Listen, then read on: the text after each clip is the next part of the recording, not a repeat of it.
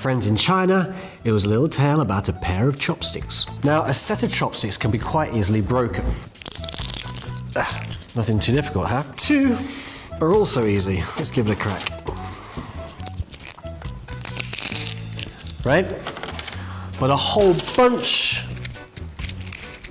they're having none of it. You can probably guess what Mum and Pop are trying to say with this little slice of folklore, which is that the sum of the parts is greater than the whole. We're stronger together. Now, parents like to have fun too, but this kind of story does seem like a waste of a lot of chopsticks. But there's a very good point. Now, joking aside, however, it demonstrates very nicely a fundamental rule of physics, one which has been made use of in Chinese architecture since a very, very long time ago.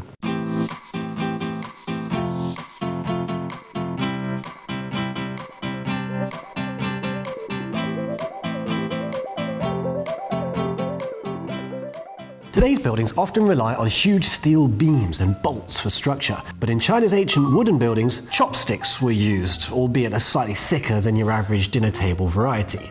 What really boggles the mind, however, is that amongst these buildings there is literally not one single bolt, or nail, or glue, or tape, which no matter how many times you try, you can never get them straight. Anyway, here's a fun little app that lets you try the different parts of the Sunmao and see how they fit together. So let's have a crack at taking apart a classic building.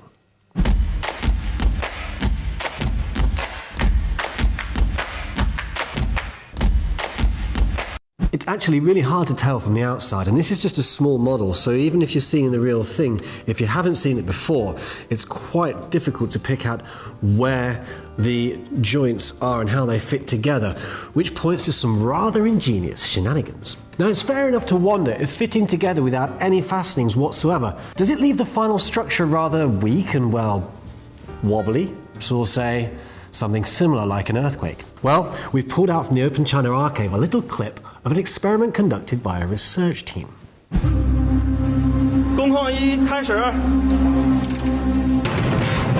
Each tremor lasts 30 seconds.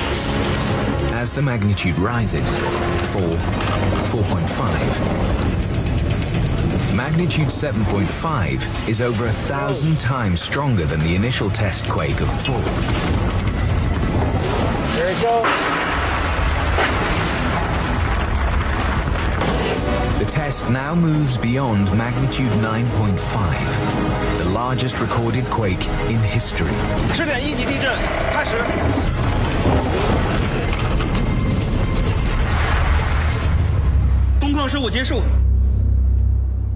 The walls may go down like Ronaldo in a slight breeze, but the original structure goes beyond Richter 10. That's more resilient than even my mum's red wine beefsteak. Sorry, Mum. This is Yingxian Wood Tower, and it's in the central part of China, known as Shanxi, not to be mixed up with Shanxi, okay? And get this, it's over a millennium old.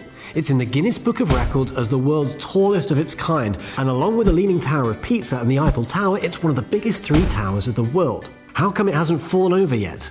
After all this time, architects and engineers of ancient China, using simple geometrical structures, created buildings that were not only able to withstand earthquakes, but were also geometrically dazzling and remarkably efficient. Now you know.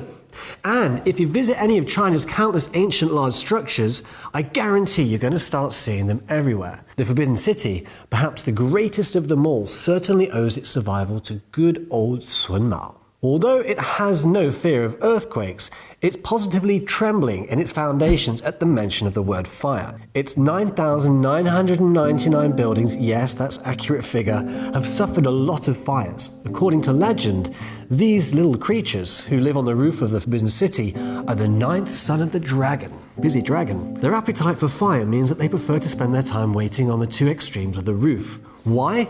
Because they are in fact ancient lightning rods which could conduct the destructive force of lightning to the ground, thus reducing the risk of fire. Another means was to make sure that important wooden structures were built close to a source of water. And one of the reasons why water is such an important part of any feng shui inspection, which takes place when choosing the site of any future erection. There is an unbelievable amount of creativity that's gone into the design of China's traditional architecture, and the Forbidden City is probably the most obvious example, as the very heart of Beijing itself. With almost 2 million artifacts on display in its treasure troves, its museum really is a magical Aladdin's cave. What's more, at just $5 or £4, that's about €6 for a ticket, it's really great value for money. So what are you waiting for? Get yourself down there and check it out. But before you go, don't forget to check out our Instagram, Twitter and Facebook accounts. And whatever you do, make sure you keep it open. See you next time.